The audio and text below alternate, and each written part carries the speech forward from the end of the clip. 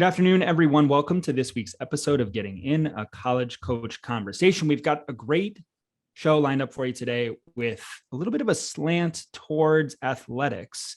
And we're going to just start it right off the bat with our first guest, who is the husband of one of our college coach educators and one of our in a long series of people who are coming in to talk a little bit about how they got their start in their particular career space. We want to welcome Ryan Asselta to the show. Hey, Ryan, how you doing today? Hey, Ian, thanks for having me on today. Excited. Really glad to have you. And I'm not going to tell anyone out there who your wife is, but they can match the last names if they are big fans of the show. You have had a really interesting career. Before we start talking a little bit about what you have actually done professionally, I want to go back to your college years. When you started college, what was your sense for what you were planning to study and how that plan was going to fit your intended career? If you can put yourself back in the shoes of the 18-year-old Ryan going to college. Yeah, a little green and naive back then, I would say, when I got to Stonehill College. But I kind of had a sense from growing up such a big sports fan that I wanted to be a sportscaster. I didn't know what that meant and what it was going to take to get there, but I knew that that was something that I might want to pursue. So that helped me shape choosing my major in college, at least, and becoming a communication major and eventually a journalism minor. But that was really it for the foundation. I did not go to a big broadcasting school. I did not go to a Syracuse or Missouri where they have a robust broadcasting program. I went to a small liberal arts college, and my broadcasting journey began at Stonehill by just getting involved. And I think there's different paths. There's students that they know they want to do play-by-play or want to be a talk show host or a producer, and they're going to go to certain types of schools to get that college training. I went to college to kind of get the overall experience and then kind of shape that experience to what I was looking to pursue. And I understood that there were opportunities for me at a small school like Stonehill. So I just got involved. I got involved with the school-run radio station. I met some guys through different teams. I was playing baseball at the time, and one of them was involved with a talk show that talked sports. And I figured I could go do that. And I got involved and had a talk show my freshman year, which I had for 4 years. And I got involved with play-by-play and doing, I believe I started doing women's basketball at school, transitioned to football and men's basketball, and really just getting a hands-on experience of, hey, you got to push these buttons and you got to talk into this microphone, and learning and making a ton of mistakes as I went along. I put that in tandem with what I was learning in my classes, some of the multimedia classes, the communication classes, the journalism classes. But really, it was all about just getting my hands dirty, learning from my mistakes, and trying it out and see if I liked it, which I did. And that then furthered more interest from my end of wanting to really pursue a possible postgraduate career in broadcasting. You're drawing a contrast initially between a liberal arts college, which has a big pot of people essentially that come together and explore lots of different things, have the same kind of foundational courses. That's the similar kind of, that's an idea of liberal arts colleges in general. And that's contrasted with places that might have a particular focus on sports broadcasting or sports journalism. I love the experience that you're describing. I'm wondering, to what extent did you have friends or peers, classmates who are interested professionally in the same things that you were? Were you the only one at Stonehill that said, I'm going to be a sports journalist or a sports broadcaster? Or was there a small community of people who were interested in that kind of opportunity?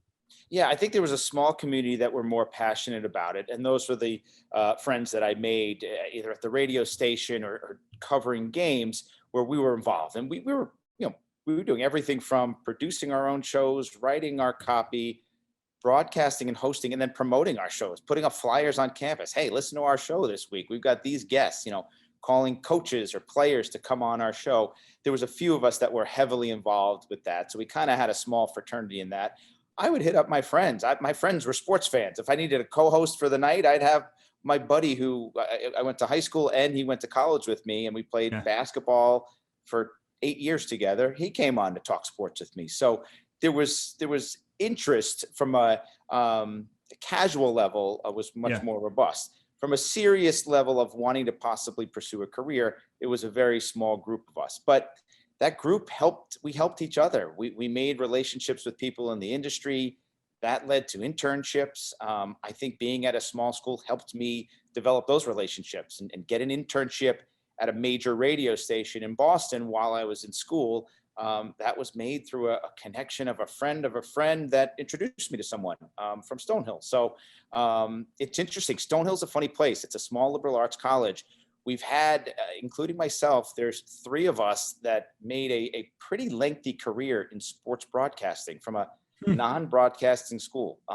One of those is now a news anchor in Boston. The other one is a sports anchor in Boston. And then myself, who was a sports anchor in New York and Boston throughout my career, coming from a school certainly not known for their broadcasting history, but everyone the same kind of story though, making the most of what they had in front of them. Yeah. And you had a lot in front of you. It was really cool to hear you talk about, women's basketball and then football. And then like there are sports there and there's a need for somebody to fill that role. And you can imagine, the competition at Michigan to be doing the play-by-play for the student radio is going to be pretty fierce because there are a lot of people who are in that space. But at Stonehill, you can really have this opportunity to explore and flex your muscles and try lots of different things.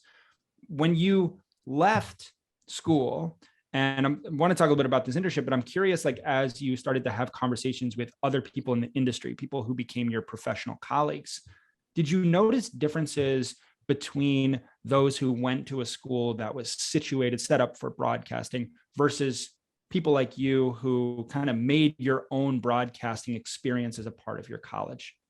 Yeah, I would say certainly I didn't have that job set up coming out of college. Okay. When I left college, I actually picked up a post-grad internship on my own. It was non-paid, but I had gained a lot of radio experience in college through an internship, but also at the radio station at school. But I wanted to be in television, and I didn't have television experience because we didn't have a TV station at Stonehill at the time. And I picked up an internship at a regional cable news network, really just the point of getting some experience and learning the TV side of things on my own. So I did that. My internship at the radio station turned into a part-time job. It certainly wasn't luxurious or glamorous. It was weekend overnights producing at WEEI Sports Radio in Boston, the biggest sports radio station in New England. But as you can imagine, weekend overnights, what those hours are, they're for a 22, 23-year-old, they're not a lot of fun. But it got me in the door, and that got me in the industry. In the meantime, I picked up a job to pay my rent. I was living with buddies in Boston, and I was waiting tables at Legal Seafoods in Boston. I made a ton of money doing that, and I worked my tail off. And then weekend nights, I was pushing buttons and editing tape at the radio station, and then on Sundays I would go to this TV station and learn about television. So I had to work for it to get that first real opportunity of what I wanted to do. I think if I had gone to a big broadcasting school, there may have been an opportunity right out of college, but my college experience would have been a lot different. And I don't think I would have traded that.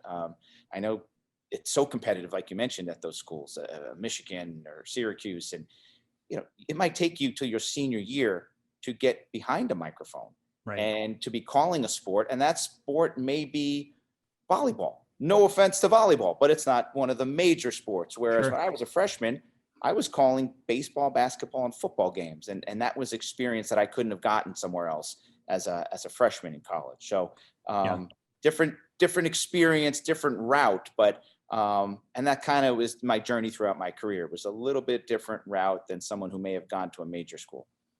I was listening to the Smart Lists podcast just last week, and Will Ferrell was the guest. And Will Ferrell, obviously famous comedian, but he was a sports journalism major at USC. And he tells this great story of being in a class, and the professor asks, "Hey, we need somebody to go over and interview the coach of the LA Rams. And is anybody interested in doing that?" And everybody's hand in the room shoots up immediately, except for Will Ferrell's, who says, "Well, I guess this is an indication I shouldn't be here." But it was cool to hear him sort of give that perspective on just how competitive the sports journalism program was at a place like USC, where you have major sports in Los Angeles, and thinking about how different that sounds from what you're describing here Right. in terms of your experience.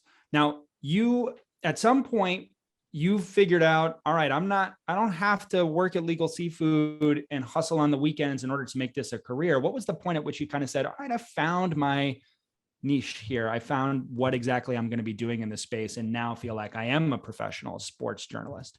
Yeah. Well, I knew I wanted to be an on-air personality or host or anchor. And I Mhm. knew that wasn't going to happen in Boston for my first job. It's just simply, it's a Sure. top 10 market. I wasn't going to do that. So I had to start looking for jobs in different markets. And my first job opportunity came from Fort Myers, Florida, which I was very, very lucky. There's over 200 markets in the country, media wise. Many of them are not very luxurious, and they're not in parts of the country that have great weather and a great Yeah. social scene for someone in their early 20s. So I lucked out. I got a mid-market job in Fort Myers, Florida, at a nice location at a Fox affiliate. My job title was news photographer. So I was technically a cameraman. I Yeah. was told, you're going to be a cameraman and shoot news. And when there's time available or in your free time, you can do some sports reporting. So I said, well, I heard that translated into what I wanted it to mean. And Yeah. I moved to Fort Myers, Florida, and took that job. And I was originally out in the streets with a camera on my shoulder, shooting hurricane coverage in floods and storms, and going to a murder scene and shooting video, learning on the fly how to use the camera, actually. Yeah. And in my spare time, I was covering high school sports stories, shooting my own stand-ups as a one-man band. Um, and eventually, just like everything else in my career leading up to that point, it led to something else. Sports reporter and photographer led to an opportunity to fill in anchor on the news desk for sports. That led to the weekend anchor is leaving. That opportunity is there. You're going to now be the weekend sports anchor, full-time, Yeah. only doing sports. And then our sports director switched to news eventually. This is all within 3 years. And within 2.5 years, I was the sports director, the Monday through Friday main sports anchor on the newscast, where I got to cover the Super Bowl down there, a couple Super Bowls actually in Florida, and World Series and major events. So that happened very quickly. But if I didn't take that leap and say, hey, continue to get your hands dirty, learn, try new things, be multi-talented, and get that experience, those jobs would have never fallen into place, because I had to take that leap and trust that was going to happen. So that's how the journey started. It sounds like a lot of saying yes to things, yes to opportunities, trying new stuff, not waiting for the perfect opportunity, but looking for something that can give you a foot in the door. And I've heard this from friends of mine who've worked in other entertainment roles. There are a lot of different fields where you have your eye on the top or a particular role, but there's a lot of steps along the way that you need in order to get there. And What that was would it be that? my advice, honestly, Ian. That would be my advice for um, students coming out of college now. Yeah. You do see a lot of students.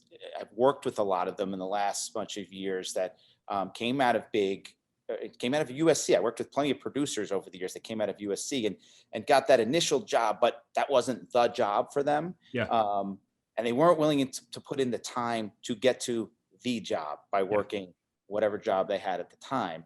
And I saw them kind of fizzle out a little bit. I think you have to be willing to get your foot in the door, and sometimes it's old fashioned work. You got to work hard. The next job I took, Ian, from Florida, I went back to Boston to the Fox affiliate. My job title was sports producer.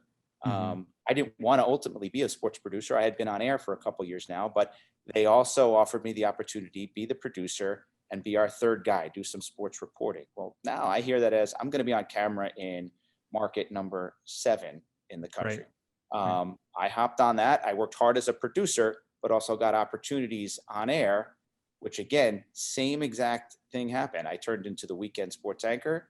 Eventually the main guy left and I became the main sports anchor at a major affiliate in Boston. So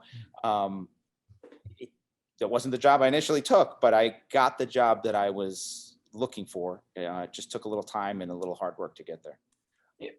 We've got a little bit of time left. I want to ask you, because you mentioned as we were getting ready to start the segment today that the sports broadcasting, sports journalism industry has changed really dramatically. I mean, there are things like, podcasts are obviously quite huge. You have streaming services. The people that are watching their local affiliates are probably dwindling a little bit as people are, getting YouTube TV and watching more national kind of coverage of sports. And I'm curious about how your education, given it wasn't focused on a very specific aspect of journalism, but was much more broad, has prepared you to be able to be nimble in the face of these changes and find a way to continue to do stuff that you love in the sports journalism space. Yeah, I think it taught me to be agile, and the days of that, it's an old saying, the one trick pony in the media industry, they don't exist anymore. If you Right. want to make it in media, especially sports media, you have to be able to do many different things. Of course. And Yeah. one that made me valuable to companies, that I could write, I could produce, I could be on camera, I could do voiceover. But it also made me relatable to a lot of my coworkers. You work with a lot of different types of people. I would work with producers, directors, technical people, graphics artists, people who I understood. I always made it when I worked at TV stations. I tried to learn what they did. The people that made me look good on camera, I tried to learn what goes into their job, and them knowing, hey, you used to be a camera guy, or you used to be a producer. It got me a little street cred within the building, and we worked very well together. And those people always were willing to help me become better at my job because I had been in their shoes and I understood what they did. So I think Stonehill, being a liberal arts college, I took many different classes, many different, explored many different avenues. It made me willing to do that in my career, to take the paths. It's not always a straight line to where you want to be. Sometimes you have to take a few curves and maybe a U-turn here or there, but Yeah. eventually, if you're willing to put in the work, you're going to get to where you want to be.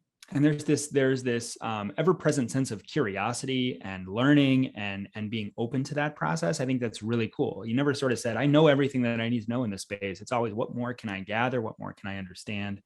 That's awesome. And I think is a good reminder for, a student might be listening to this and say, well, I'm not interested in sports journalism. I don't know if this is right for me, but there are some wonderful lessons here just about how you find your space in a career, and how you work towards those things. Yeah, and I would say this one last thing on Yeah. that is that you have to be willing to evolve. When I got into the industry, Yeah. That's I a great wanted point. to be that guy who did the highlights on the evening news. 15 years later, people were watching the evening news less than when I grew up and when I was in Yeah. college even. So just, within the last 7, 8 years, I had pivoted from television to the digital space because I kind of looked ahead and said, this is where people are going to consume their news, their information, their sports. And I made a jump. I left the number one market in the country in New York at a Fox affiliate, and I went to Sports Illustrated on their digital side to be a host there because I thought that's the direction the industry was going. And it has gone that way. I think we all consume information and news quite differently these days. So that extended my broadcast career by another decade because I was willing to evolve with the times and not be stuck in only what I knew. So I'm sure, college students now, this industry is going to look a lot different 20 years from now. Yeah. No And kidding. be ready No kidding. for it, anticipate it, but be willing to embrace it as you kind of evolve as a professional. What are you working on, writing about, enjoying the most right now in the sports space? So in the last year or two, I've gotten into the world of golf. Just kind of head in. It's always been a passion of mine. Our kids are heavily involved in the golf world. Yeah. So I write for Golf Magazine. I host some of their video coverage. And I also, in the last year, have started doing play-by-play for ESPN Plus, which is the streaming platform for the PGA Tour. So as crazy as it is, I fly every 6 weeks or so to Florida to broadcast studios, and I broadcast golf tournaments that are taking part all over the country. And we bring that to millions and millions of people around the country and around the world on ESPN, which is pretty cool. So when I got into the industry, I never imagined that this is what I would be Yeah. doing now, going on, 25 years later after college. But it's a good place to be right now. Definitely. Ryan, thanks so much for accepting the invitation and coming to us to talk about your career. Really appreciate it. You got it, Ian. Enjoyed it. Thanks. Great. Folks, when we come back, we're going to talk a little bit about what high school athletes should be doing right now if they're interested in being recruited for college. So stick around. Don't go away.